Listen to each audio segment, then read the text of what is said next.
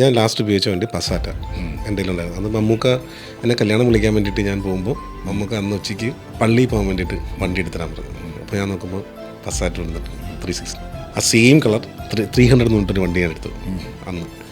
അത് കൊടുത്തിട്ട് കോവിഡിന് മുന്നേ കോവിഡ് തുടങ്ങിയ സമയത്ത് കൊടുത്തു.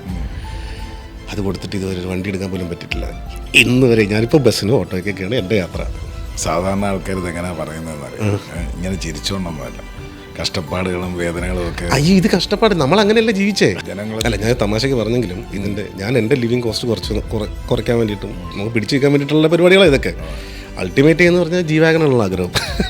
അതല്ലേ നമ്മുടെ ആഗ്രഹം, അതിലേക്ക് വേണ്ടിയിട്ടാണ് പോകുന്നത്. അത് ഞാൻ മാത്രമല്ല, ഒട്ടുമിക്ക നടന്മാരും എല്ലാവരുടെയും അവസ്ഥ ഇത് തന്നെയാണെന്നാണ്. ആഫ്റ്റർ കോവിഡ് എല്ലാവരും സാധാരണക്കാരെ എന്നെപ്പുറം നിൽക്കുന്ന ആൾക്കാരെല്ലാം അവസ്ഥ ഇതൊക്കെ തന്നെയാണ്.